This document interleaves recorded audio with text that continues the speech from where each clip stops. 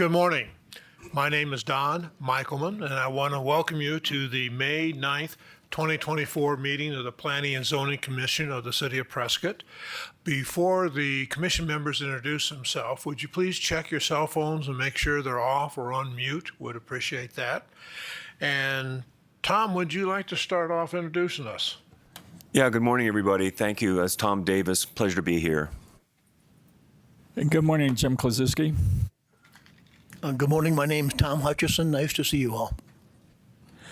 Good morning. My name is Tom Riley. Good morning, James Whiting. Good morning, Susan Graham. This is a open public hearing and is being videotaped by the city. The proceedings are being televised by representatives of the public media, the public and local cable and/or radio stations, and may also be rebroadcast. The number of commission members present is 7. It will require a majority of vote of those present to pass a motion. Members of the public, when called upon, are required to state their name and address for the record so that we may know who is speaking and be able to contact them at a later date if necessary. The first item on the agenda are minutes from past 2 meetings. We're going to take each one separately. For the meeting of April 11th, 2024, are there any corrections? If there are no corrections, is there a motion? Move to approve. We have a motion to approve. Is there a second? Yeah, I'll second it. Tom Hutchison. We have a motion and a seconded. Any further discussion? If not, Mary Kay, would you call? Passes 7-0. Or do you want her to call each person individually? Yes. Oh, okay. Commissioner Riley, Approve. Commissioner Davis, Approve. Commissioner Graham, Approve. Commissioner Hutchison, I approve. Commissioner Klazuski, Approve. Commissioner Whiting, I approve. Chair Mickelman. I approve. Passes 7-0. The next one is the meeting of April 25th, 2024. Are there any corrections? If not, is there a motion? Move to approve. Tom Riley. We have a motion to approve. Is there a second? Second, Susan Graham. We have a motion and a second. Any further discussion? If not, Mary Kay? Commissioner Riley, Approve. Commissioner Davis, Approve. Commissioner Graham, Approve. Commissioner Hutchison, Approve. Commissioner Klazuski, Approve. Commissioner Whiting, Approve. Chairman Mickelman. Approve. Passes 7-0. Next on the agenda is REZ 24-003, a request for rezoning from SF9 single family to MFH multifamily high density to allow for a 90-unit apartment project on a 0.6 acre parcel, location APN 109-13-00E, G, and J, 500 South Marina Street. Tammy, can you also let us know who the applicant is? Sure. Tammy DeWitt, Community Planner with the City of Prescott. The property owner is YH Development Properties, LLC, and the agent here is Michael Taylor Architects, Incorporated. So the request before you is a rezoning of a 0.6 acre portion of a 3.279 acre project area. So this map on the left kind of shows you the project area is outlined in red, and then the 3 yellow parcels there are what we're looking at today for the rezoning, and that is 0.6 acres. They are legal nonconforming. They've been there forever. We looked at the 1960 maps, and those parcels were on there. So they're legal lots right now. They have historically always been used for parking for whatever uses the building across the street was used for. So the current zoning of these parcels is SF9 single family. The proposed zoning is multifamily high density to match the surrounding zoning to the north, south, and west that are part of this project. The proposed use for the overall project, they're proposing 90 apartment units, which is, and this is considered an infill development, and that's actually less number of units than what they'd be allowed under the zoning. So when we calculated out, we figured they could probably right now have about 99 units on that property. under the existing zoning. So past uses of the building, it's been a children's hospital, a mental hospital, I've heard a school too. The last use of the property was Yavapai County Development Services, and we moved out of there in September, late September, early October 2012. I was in that building. Very happy to get out of there when we did. But it has been vacant since early 2013. There has been some uses of the property for SWAT team projects. We've heard a movie was filmed there. I don't know how the ghosts feel about that, but anyway, not a building you want to be in after dark. So here's the imagery of the property. It shows the existing building that outlines kind of the project area, and then the 3 parcels that are under consideration for the rezoning. Like I said, they've historically been used as the parking lot for the building across the street. And then on the south, that's a hill that will be graded for this project. Again, this kind of shows you the area. A lot of that area is zoned multifamily high density. Where the subject parcels sign is, that's multifamily medium density. And then we have single family to the east up the hill. And this kind of shows you, again, the map you saw before zoomed in about the zoning. This is the site plan that's being proposed. These are 2-story buildings with this layout. If they don't get the rezoning, and for some reason this doesn't pass, they still are allowed the 90 units. They would just they could continue using that for parking, but they'd have to move those 2 buildings, either move them or the other buildings may become 3 stories. They are allowed a height of 35 feet, which is allowed in multifamily. So those buildings could become 3 stories instead of the 2-story, or they can just reconfigure the site with those buildings. So the general plan, in doing this project, we looked at the map and we were kind of shocked to see that these were for low medium density. And talking with George Worley, our planning manager, in regards to the general plan, why weren't these changed when they updated in 2015? For one thing, the county didn't know what they were going to do with the building at the time in 2015, and they didn't change anything in the land use map. So these continued to be based on the zoning for low, medium density residential.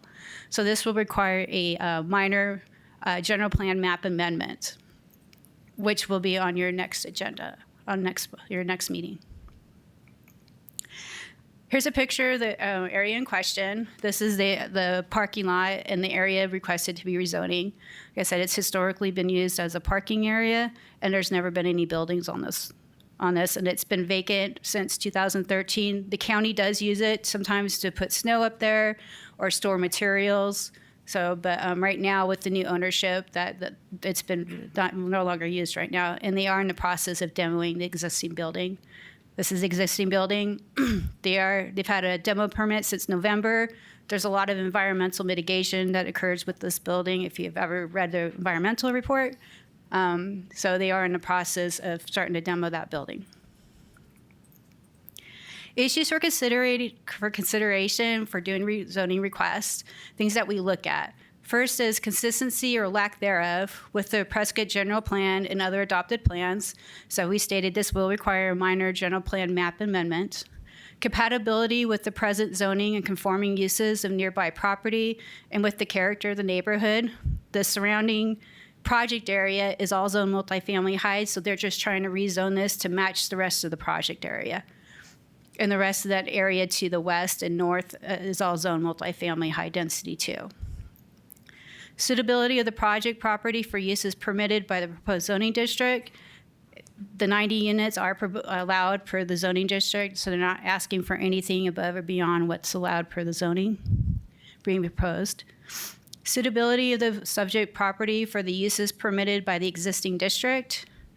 And availability of sewer, water, and stormwater facilities. There is sewer and water in the area. This is considered an infill development because it is in an area that has access, roads, and sewer and water available to the property. City staff, we reviewed it. It is conceptual at this time. We don't have any elevations. It's just a site plan for the rezoning. So if the rezoning is approved or even not approved, they'd still do the 90 units. That will get more details with their engineering and their building permits. We did do a buffer map for the mailing notices. We went out 500 feet. State law says we only have to go out 300. We went out 500 feet from the center parcel. So this shows you who all the notices went out to. This property is bound by residential and office type uses. There's a diverse area uses in the area. It is mostly single family residential in the area, but it is located close to downtown. Provides a great location for walkability. We have stores nearby, other uses, restaurants. So this is what the type of area you do see close to downtown to have multifamily type uses from a planning perspective. Compliance with the general plan, as stated, this is for low-medium residential. So we do have to do a minor general plan amendment to a medium-high residential. And that will be on your May 30th P&Z agenda. So there's two recommended actions. One is to move to defer the application to May 30th P&Z meeting to be considered with the minor general plan amendment. You can't recommend approval of rezoning without the map amendment, and I apologize. We kind of skipped that when we put the packet together. And then move to recommend denial. Another thing about this project that I forgot to mention is that Marina Street through there is currently a city road. The 3.279 does not count that. The city is working with the applicant to abandon that portion of Marina Street, so it'll become part of the property. And then an access easement and utility easement will be put on for there's two residences to the south that this is their access. So they will maintain that access to those two residential lots, and it'll be when they combine the lots, there'll be an access and utility easement through there. So the 3.279 does not count that, so that actually increased their project area acreage. But they don't have any plans at this time to increase the number of units. So that concludes my presentation. I'm free to answer any questions, and the applicant is also here to answer any questions. Thank you, Tammy. Any questions? Mr. Chairman? Mr. Chairman, Tom Davis. Tammy, a little more clarification on the general plan designation of the property versus the zoning. What is the general plan designation again? Medium-high density residential? No, the low to medium, so it is yellow, like it is to the east there. It's low to medium density residential. And then it needs to be changed to medium to high density residential for the non-dwelling units per acre. Okay, and what is the medium-high density residential called for in the general plan? Hold on, I had it on this slide. So the low to medium is 1 to 7 dwelling units per acre, and the medium high is 8 to 32 dwelling units per acre. Okay, thank you. You're welcome. Tom? Thank you, Tom Riley. Tammy, could you help me out with the minor plan amendment? You said something like we can't approve the zoning without first having the minor plan amendment. So if we recommend approval today, the council will not see this until after May 30th meeting? Well, you can't recommend approval at this meeting. We'd have to defer it to the next meeting if that's what you're wanting to do. So we'd ask for you to move it to the May 30th to be considered with the general plan because they'll go together. And then the next meeting they'll have after that is water issues for the water and then city council. So if we defer to the May 30th meeting, we can all go home? We would suggest listening to public comment, and if there's any changes or any input you have that maybe might make some changes on the site plan, this is a chance to do it. Thank you. You're welcome. Mr. Chairman. Jim? Tammy, I know that when I visited the site, the street signs say it's a historic area. The building that needs to be torn down is not a registered historic building? No, it is not. And then the other question is, are there any other issues when something is designated a historic area that needs to be considered? No, not for this property. Thank you. You're welcome. Other questions? Tammy, I have a question. a good amount of the area around there is already zoned multifamily high density. How long has that been zoned that way? Do you know? We looked at some historicals for decades. We did look at the 1960 map, and that area was multifamily zoned in 1960. Okay, thank you. You're welcome. Any other questions of staff? Would the applicant want to make any comments? Hi, Michael Taylor, Taylor Architects, 118 South Pleasant. Mr. Chairman, members of the commission, thanks for having us here today. Want to start out with sort of an apology. The owner, the partners for this project intended to be here, but due to a medical emergency, we're not able to be here today. They're fine, but we're not able to be here, so we're representing them at this time. Just a couple of quick points. Tammy made a great presentation on the project. Really, the only reason for this rezoning request is to minimize the density of this project. We can do this project on the ground that's currently zoned multifamily without this rezoning, but it will be more dense, it will be taller, and less attractive, in my opinion. So that's why we're asking for this today. Tammy, not to correct you, but I believe the height limit for multifamily in that zone is actually 40 feet. And we are asking for, our proposed buildings are much less than that. It's 35 for single family and 40 feet for all other uses. So we can double check that later, but anyway. Also, I wanted to point out that the Marina Street abandonment was requested by the city, not by this team. The city has asked for that for a number of reasons, and we're considering that and looking at how that would affect our project and if it's a benefit to the city and to the project. The last point I wanted to make is there was some discussion about the owners of this being an LLC out of Tucson. The two partners in this project are both longtime Prescott residents, both graduated Prescott High School many, many years ago. One of their family LLCs owns the property. That LLC happens to be based in Tucson. So any discussion about it being an out-of-town developer is false. And I'm open to any questions. Any questions of the applicant? Tom? Good morning. Good morning. When I look at this, I wonder where the children are going to play, where the dogs are going to do their business. Can you speak to that? I can. There is some open space. If you look in the far southwest corner, the southern end of the western property, there is open space between the between the four buildings on the east side. You'll see some open space between those. It's the nature of apartments that there isn't a park necessarily available, but there will be open space noted as the areas that are not shaded on that map. Also, just as a point of reference for you all, this is the same development team that did the View Apartments on Iron Springs Road right across from Waters Garden Center. A nice project that fit into that otherwise unbuildable site. The buildings are intended to be that same caliber, a nice looking two-story building, residential scale, and that's the same product that he intends to bring to this property, just for your reference. Thank you. Other questions? James Whiting, I have a question. See here that you're going to provide approximately 20 two-bedroom units for seniors. How does that apply to somebody that's not a senior? I mean, are they handicap accessible? Are they a lower rent Right. program?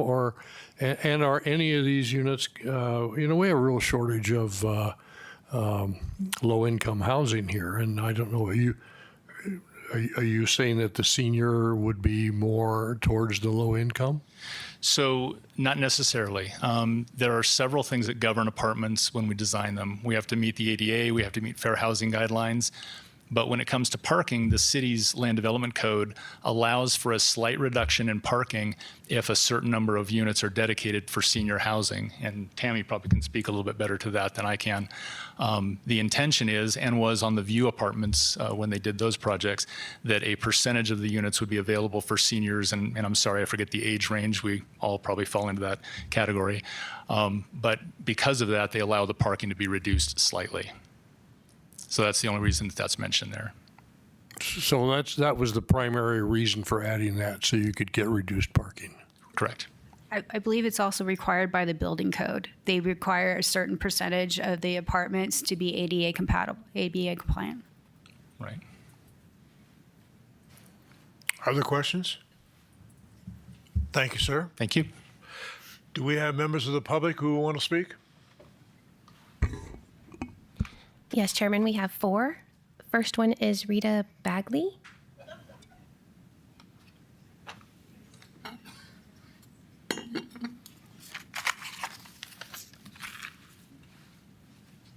When you come up to speak, please give us name and address, please. Thank you. Good morning. My name is Rita Bagley, 436 South Marina Street.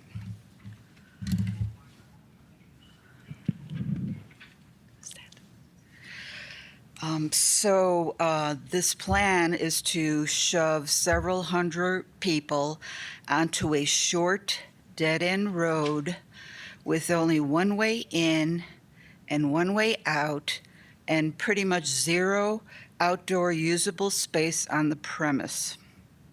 There's not enough adequate parking proposed to accommodate the renters, with those who have trucks, large vehicles, vans, service people, moving vans coming and going, not to mention snow removal once that occurs. So, gee, what could possibly go wrong? I would be interested in having the addresses and local locations of successful, viable 90-unit projects on under 3.5 acres that have been done by this organization. I think we'd all like to go see them and evaluate them with our own eyes to see how the community was enhanced and impact the surrounding homeowners of these type of projects by them. The one now on View Apartments was mentioned, but I don't think it's a similar setting of what we're talking about here. It says that there will be no fiscal impact with this project. We already on Marina Street have a lot of sanitary sewers that are constantly being worked on the street already. Our surrounding streets and alleys are in terrible shape. And what will obviously be in store with this project, if it flies, doesn't sound like it's going to be a good thing for anyone involved. And there will be a big fiscal impact, not to mention the impact on the single-family homeowners that are in the area, plus the 2 that are going to be stuck behind this project.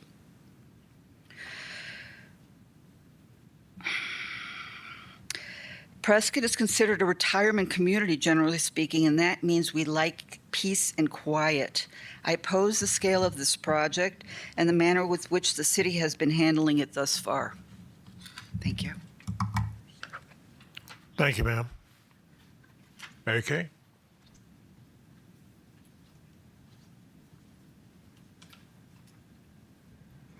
Next is Joe Bagley.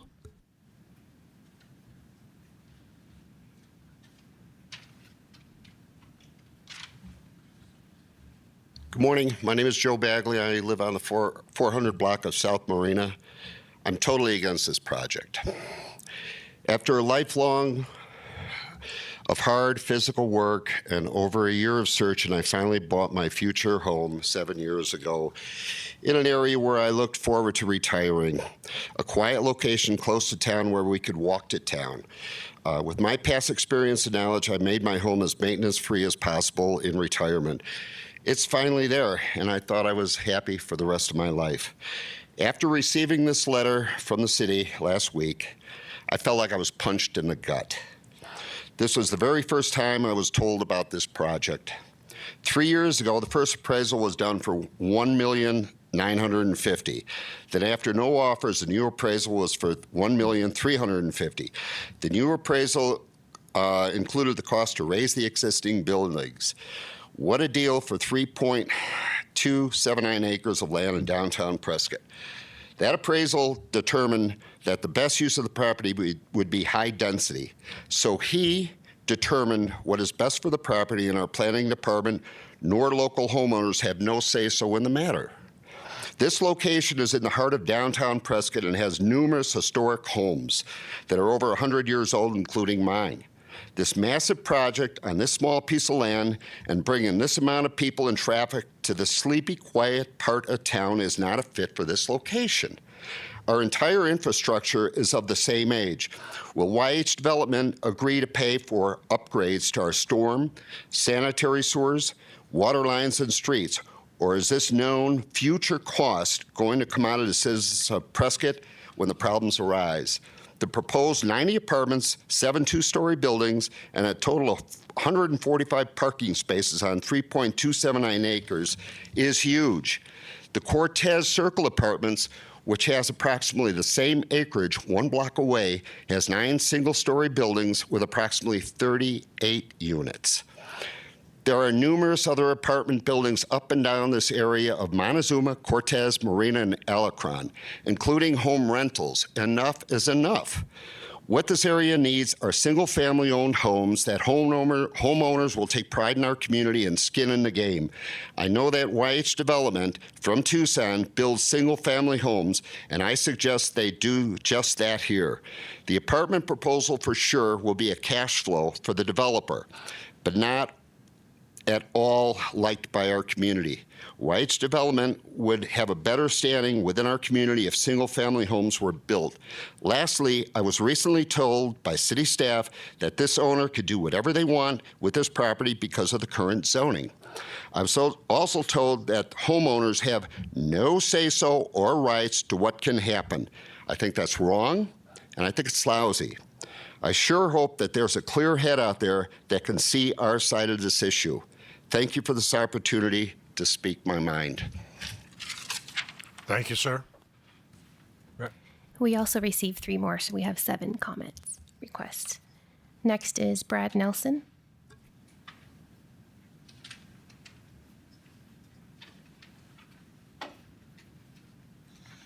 Thank you. Thank you guys for all that you do. I don't, I'm not as much as a public servant, but Excuse me, sir. We need your address too, sir. oh, I'm sorry.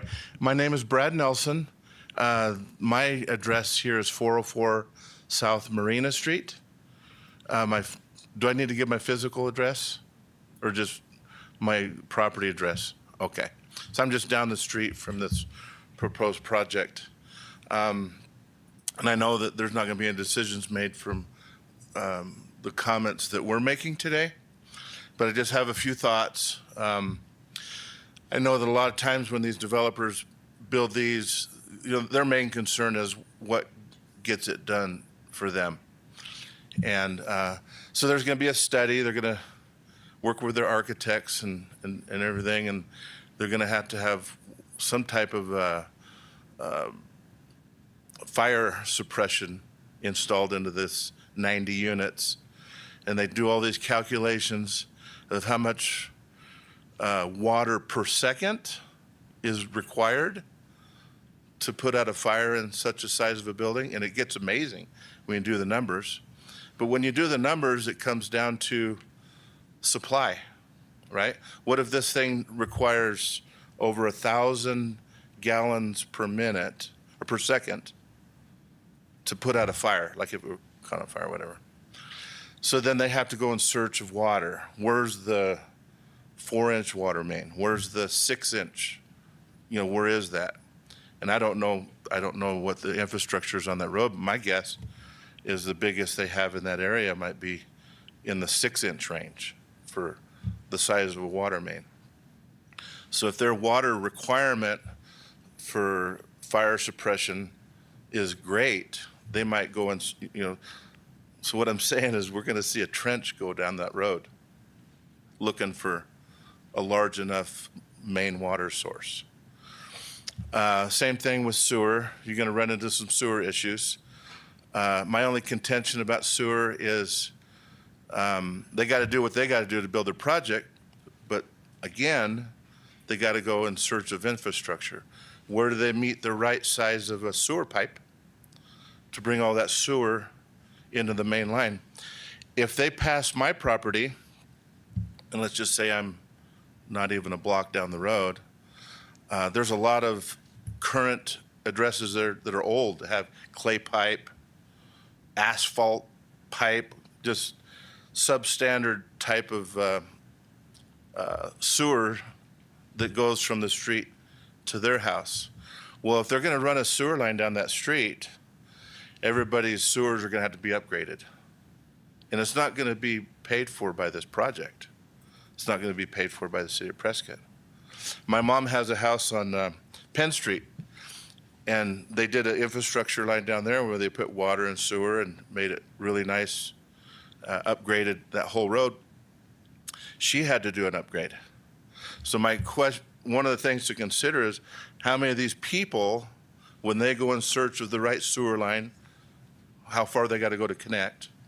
When they go in search of the right water line, how far do they got to go connect? Then how is that going to affect each homeowner down Marina and down the other way for tie-ins? So that could possibly affect the current residents. The other thing is that I had a neighbor, this is not in this neighborhood, but over up Meadow Ridge, a good friend of mine who wanted to build a house. During that time, they had a moratorium. I don't know if they do that now to conserve water. This guy wanted to build a house for his retirement. I mean, Roy Campbell, I don't know if you know him. He lived here for many, many years. Built his house, died probably within a year later. But a moratorium for one house, right? Well, these guys are going onto a property that already has a water meter. There's not going to be a moratorium. There's going to be a sky's the limit. If they get this passed, I don't think there's anything except for all the fees that go along with 90 units to the city of Prescott, just more money. We're going to get you for the tie-ins for the sewer. We're going to get you for the tie-ins for the water. Just more money for the city, goes towards the infrastructure, right? It wasn't too long ago, our sewer all flows naturally. I don't know, sometimes under high water pressure lines, it's pumped. Most of it ends up over here near Watson Lake. That infrastructure was outdated about 10 years ago, because I worked for Fan Contracting with Mary Kay. But I worked over there while they built a high pressure sewer system, pumping the water from that treatment center all the way out to out by past Hanson Materials out there. So we exceeded our sewer years ago. And to the point now where we're taking the excess and we're pumping it basically out of town. So if this thing goes through, we're kind of taking some fairness away from the people that have to be in a moratorium to build their one house versus the guy that has a water meter and he can just build a bigger water meter and have more water, just with money, right? Just pay those extra fees. But so there's going to be some unfairness in that regard too. So those are some of the things I'm thinking about. And I did think about the pets. Where are they going to, where are they going to walk to? That's just one of the areas, that people take. There's no big parks up in this area. One more thing, the Bagby's brought up winter. I have, on my property, I have my own tractor, so I drive up there and I push my own snow. On my way over there, I can't tell you how many people on these streets or cars are slid sideways. There's a substantial grade coming both ways to their property. So in the wintertime, most of these people that live in these apartments and these houses, there's not a parking for their cars, so they're parking on the streets. So they're trying to go to work or come home or whatever, but they can't quite get there, so their cars end up in the street. So on a day of a good snow, you're going to see 90 more. And I don't know if these are going to be retirement. Maybe there's not that many cars, but certainly there's going to be more traffic. And that's going to be another overburden to those streets too in the winter. That's all I had to say. Thank you, sir. All right, thank you. Marv Yetter. Just a minute, please. We prefer to have decorum in our meetings here, and there will be no applause. There will be respect for the speakers, whether you agree with them or disagree with them. That is how the meeting is run here. Excuse me, sir. Good morning, members of the commission. My name is Marv Yetter, and I live at 450 South of Larkin Street, which overlooks the entire development that's being proposed. And I don't know if you could put up the house right there on top of the hill is my property. And I've owned this property for 22 years, and back when the county was there. Also, I lived in Prescott for over 30 years, and I'm certainly in full agreement with this project. Not only has this project been an eyesore, the current situation been an eyesore. If you look back over the last, 15 years, the police department and the Yavapai County Sheriff's Department were on this property on a regular basis, almost weekly. We had homeless people camping and breaking into the building, RV campers overnighting and urinating on the property, people having changed engine oil in the parking lot and letting the oil drain out, numerous break-ins and drug use, people setting up tents and camping in the areas that it's wooded. When the public uses the parking lot as event parking, when the Christmas parades and those kind of things, all kinds of trash is left behind. The property used as an off-leash dog park, and dog waste is not picked up. Everybody walks. It's a nice open area, and it's a great place to let your dog run. And even with the current fencing that's around there now, people are still trespassing on the property. And before this property was acquired and fenced off by the new owners, as I said, the police department and the Yavapai County Sheriff's Department were there on a regular basis attending to these kind of problems. I definitely think downtown Prescott needs more housing to keep downtown vibrant and support local businesses and tourism.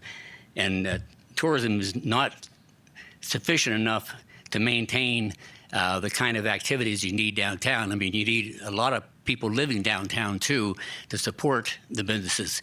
The city of Prescott downtown has a lot of turnover that a lot of people I don't think are aware of, the businesses. And you need more people living downtown, and there's probably not a better place in the downtown area to have a project of this size, because you're on a dead-end street. You already got multifamily housing. You already got apartments on the street. It fits in with everything. And when you look at the traffic and the congestion, living there for 22 years, when the county was there with all the individuals that the employees, there's probably 60, 70 employees in that building, in and out every day. Then you have the public coming in and out every day. There's not going to be any more traffic or congestion there with these 90 apartments than there was before with the county. So again, being there 22 years and seeing what all goes on and overlooking that entire property, I have a pretty good perspective of what's been happening. And I think also there's only, 4 single-family homes that actually butt up against this property. My property goes almost the entire length of the development, and I just think it would be a major improvement to have a 90-unit apartment building there that's well maintained versus what we got today. So, any questions? Thank you, sir. All right, thank you.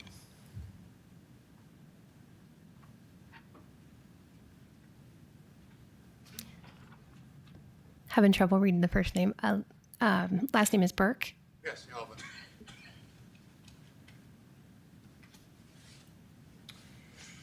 Good morning. My name is Alvin Burke. I reside at 559 Wilderness Point, and I think we have a picture of my home up there.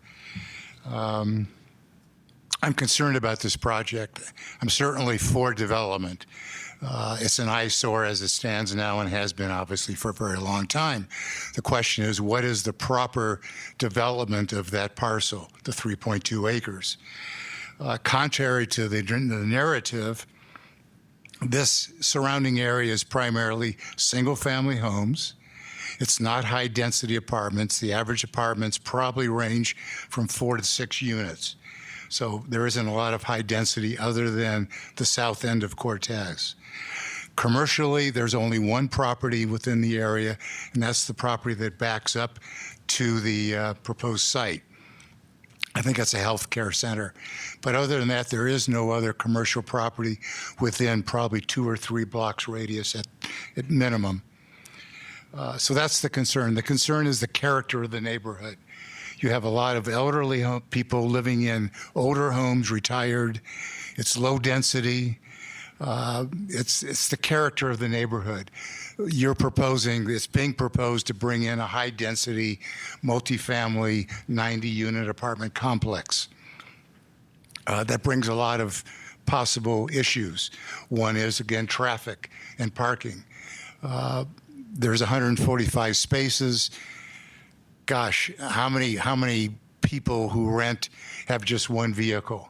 So where is the excess vehicles going to be parked? They're going to be parked on the street in the surrounding area. That affects the homeowners and the apartment complexes. Bear with me a minute here. As I said, it's primarily a low-density, multifamily, single-family community.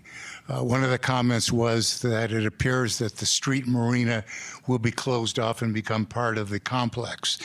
How are the residents above there going to access their community, their homes, if there's a fire, as an example? If there's maintenance to be done, how do they get to their homes? There's 2 homes that I think we have a picture of the site, not the site plan, but the one that shows the actual parcels. As you can see on the bottom, there are 2 homes there at the end.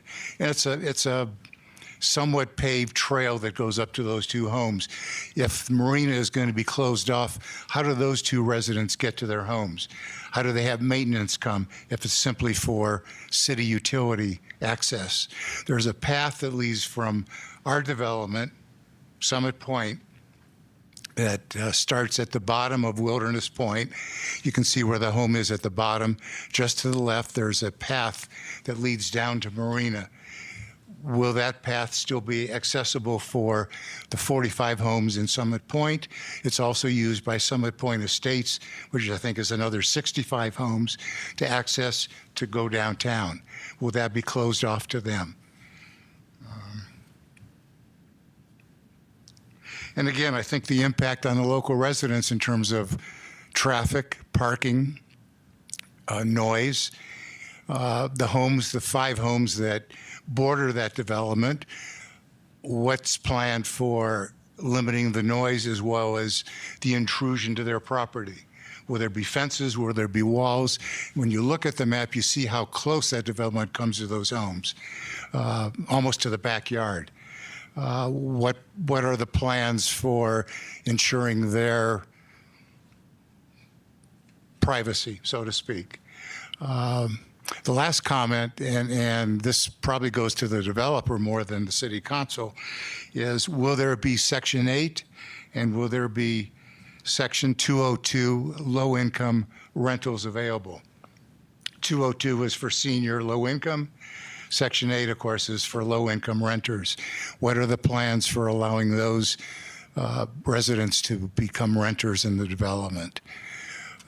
Lastly, should the 3 parcels not be approved, the threat of a 3-story building in that complex is even worse. I think it creates even more problems. It's my input. Thank you so much for your time. Thank you, sir. Mary Kay? Veronica Grace. Good morning. My name is Veronica Grace. My My name is Veronica Grace. I live at 536 South Marina. So the two homes in reference are at the top of Marina. I also own the house next door, 534 South Marina. I own another property on the corner of Cortez LaRue, which you can also see on the screen here. And I own a couple of other historic properties in downtown Prescott. I love Prescott for its character. It is pure and simple the reason that I came to Prescott, because it has this very hometown feel, and I think so much worthiness around that. I realize that today we're here to talk about a rezone, but I do also think that the next steps in this development include a joining of these plats. Obviously, that's a part of the process for these developers to build across all of these different existing plats or different lots that exist. But I'd like to highlight that MFH zoning means something very different on a property that's 0.2 of an acre versus a property that's 3.5 acres. In other words, if we took those 3 lots right now and apply MFH zoning to it, we get a maximum number of units and a maximum number of open space that is actually in character with the surrounding neighborhood. When we join all of that acreage together, we get something that looks very, very different and very inconsistent with the neighborhood. I will also highlight as part of that, that what is now Marina Street, it becomes part of the parking lot. And as I look at the site plan, the simplistic site plan that's been produced, it now looks like the street to my home is a parking lot of an apartment complex. I'm less than thrilled to learn today at this meeting that the street to my home is proposed to be abandoned to become part of this complex effectively, which I so graciously, I'm saying very facetiously, get an easement to my home. And I realize all of this is very emotional, and your decisions have to be based on what's in the code. So let's talk a little bit about the code. And when we think about rezoning, I'm going to pull from some of what Tammy had up earlier that I had looked at last night, section 9.15.5, which are the issues for consideration for a rezone. And as Tammy already highlighted, A, is it consistent with the general plan? No. It's not. So that's a big no on that one, right? B, is it compatible with the present zoning and conforming uses of the nearby property? Even as Tammy said, most of the surrounding neighbors are single-family homes. True, many of those single-family homes have additional dwelling units on their properties, but largely the surroundings of this neighborhood are single-family homes. So I'm going to say on B, that's also a no. C, D, and E, I think, are less important in my mind around the character and suitability of this rezone. When I think about the broader intent of this space, I'll acknowledge that I am a huge fan of downtowns. I love the walkability. I rode my bike here to this meeting. I love walking by and saying hi to neighbors and the friendliness that Prescott offers. Does this fit in with that character? Or are there other ways to maximize the value of this property? And I realize value to me means something very different as a neighbor to value of the owners and the planned developer. I look at optimizing character and quality of life over maximizing profit. But there are other ways to allow a multifamily housing unit development to go in here that is more in character with its surrounds. A couple of other points I'd be remiss if I didn't mention. I want to highlight that there is a fiscal impact. I know that we said in the documents that there's no fiscal impact, but if you don't think that my properties, for example, would be devalued, the neighboring properties won't be devalued by this, I think that's really false. And I think that has to be considered. The other thing that I'd like to call out is that the site plan that's been produced is very simplistic in terms of grid pattern and layers and setbacks, But what's missing is some of the topography and the existing open space on that plot of land, the broader plot of land, not exactly the rezoning, which is obviously just a paved parking lot. But the broader plot of land has a really significant grade. And even the grade of Marina Street going up to my properties is very significant. So as we go forward, and I'm just assuming this does go forward in some way, I'll be really interested to see what the excavation plans are for that hillside, because that will be required to maximize the property. I'd like to thank you for your time, and I'd like to thank you for your consideration in preserving the character of our unique city. Thanks. Thank you, ma'am. Marty Verrier.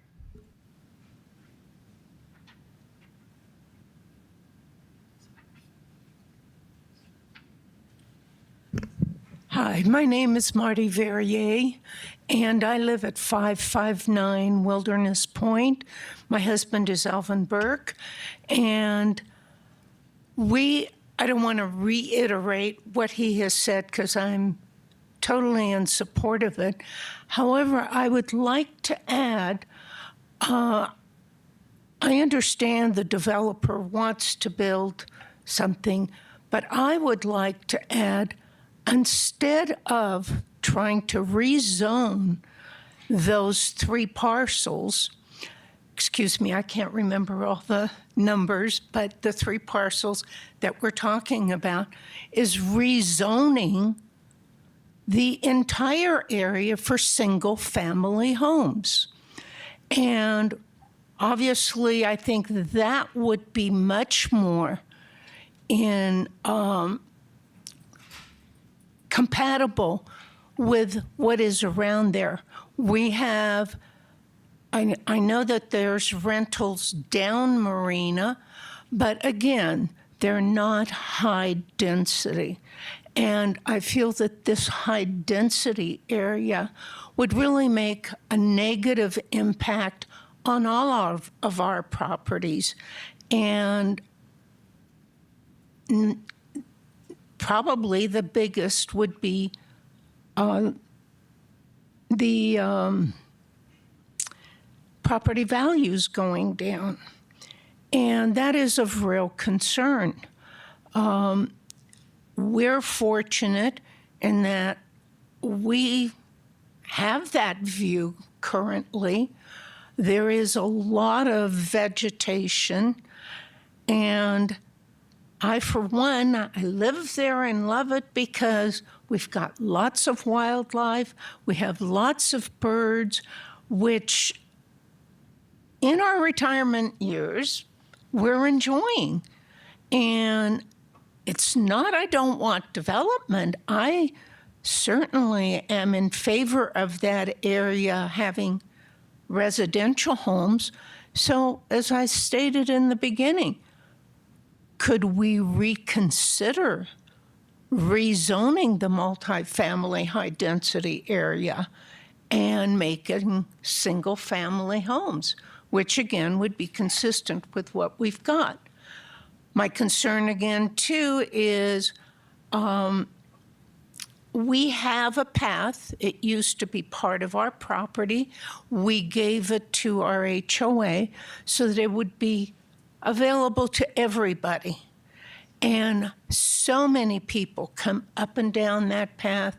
They walk their dogs. And I believe it was Joe.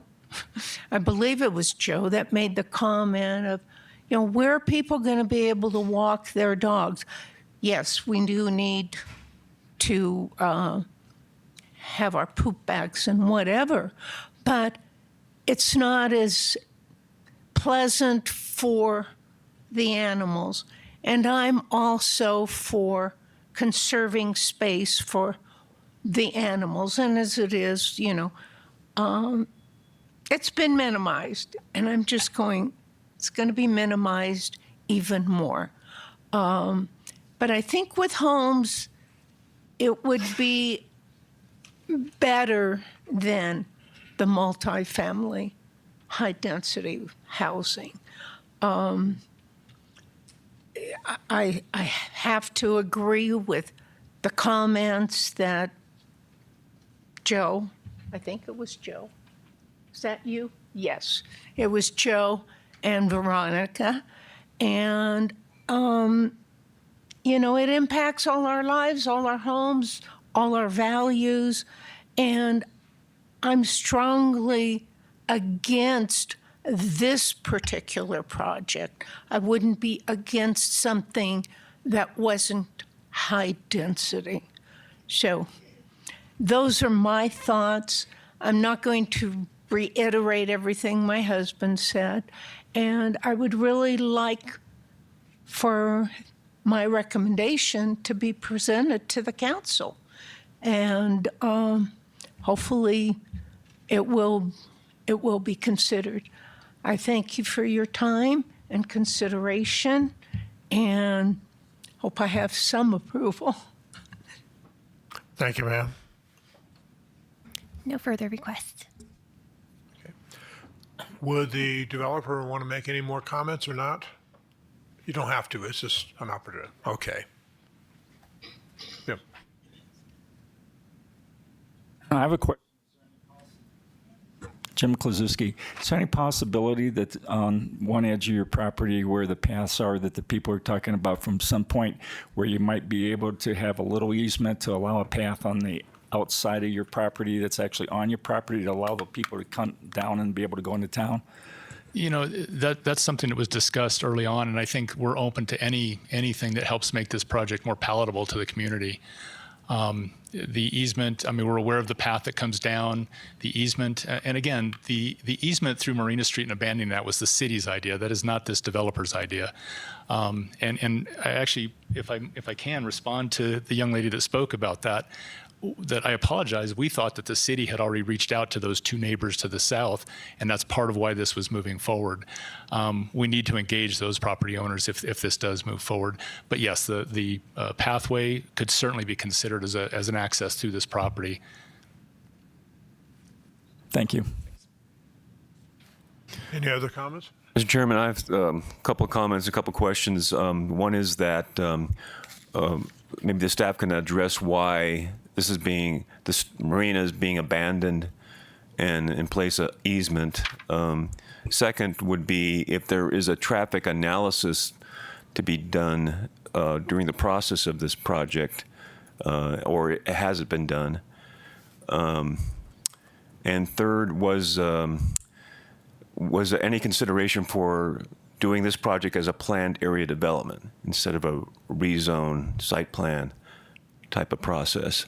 And the reason I say that is the consideration for the compatibility issue and the consistency with the general plan and the uniqueness of the neighborhood can come into play. The other thing is I want to mention that one of the speakers brought up was the rezoning aspect for the whole property. That's an interesting statement, but I think the planned area development process probably could address that better. Also that normally in the situations like these where you have single family low density next to multifamily, you usually kind of do a transition zoning.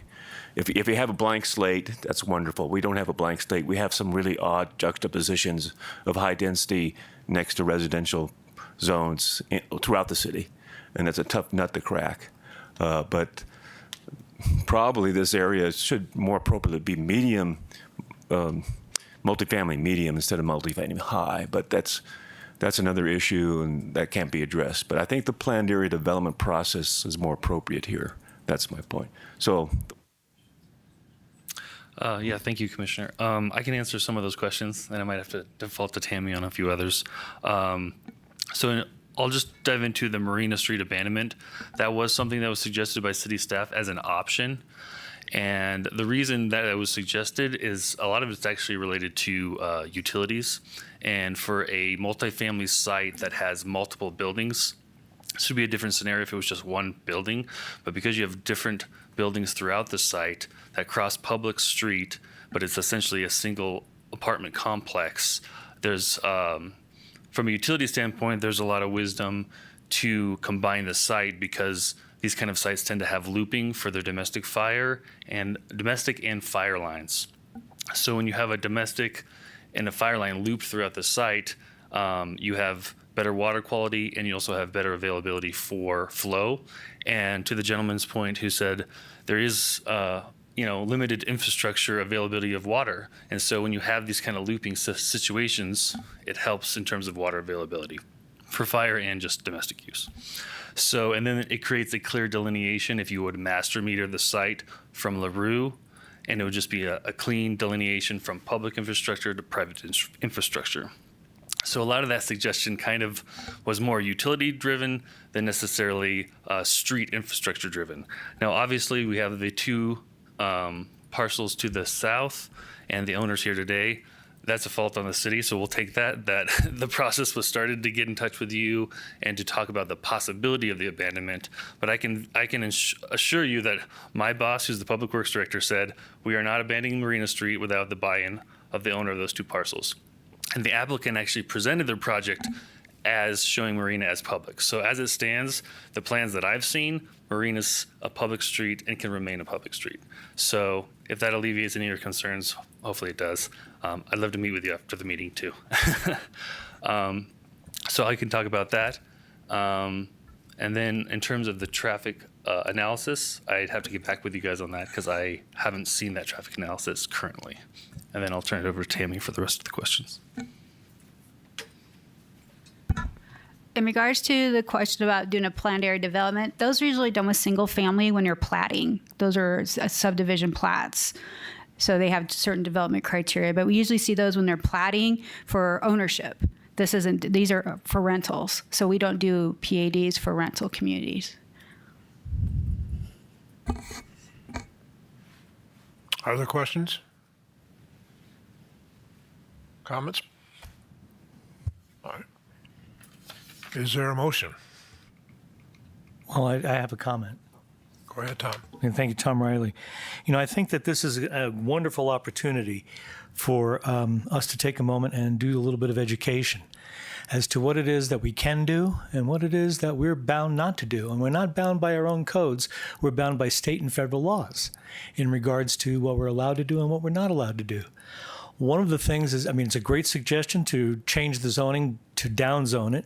If the city were to do that, there would be a financial risk that they would be putting them at, because that's a devaluing of the person's property that they have right now. So the owner has to agree to do something like that if they really want to move that forward. So we're not allowed to do that, not without significant impact.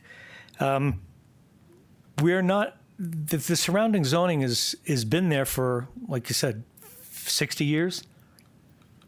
So it was on its 1960 map. It showed as multifamily. Yeah, so it's been at least 60 years. The multifamily high density has been there, or some variation of that same zone. To change that throughout the city, that would take quite an effort. And is it possible to do? Yes. Is it likely to happen like that? Probably not, because again, there are a lot of people who live in that area that are not here today, that have property rights in that particular zone that have to be considered as well as, your desires. So those are some of the things that we're allowed to do and we're not allowed to do. And as far as this rezoning is concerned, I think the issue here is that these property owners are allowed to do what they're proposing to do. They're hoping to get those 3 lots so that those 3 lots can become something other than a parking lot. And I think that has some merit to it. I think the thing that should be done here is that, perhaps the developer and the architect might consider having sort of a get-together with some of the people in the area, including yourselves, that would give them the opportunity to get some input into how the design goes through and how this happens and what can be done to be able to minimize the impact in the surrounding area. If that's possible, that would be a wonderful thing to do. Those are the things you can do. Those are not things we can do. And with that, I will make a motion. Tammy, if you'd put that. Mr. Chairman, before that, I just want to state that just for clarification, Mr. Riley's right on. My discussion, my comments were not intended to infer a rezoning of the property or downzoning. It's just that observation is that if we had a blank slate, could do it all over again, maybe we'd do it differently. That's all I'm saying. And that there might be other opportunities to massage the project in such a way that's more acceptable to and compatible with the community. That was the intent of my comments. Thanks. Tom? Thank you, Tom Riley.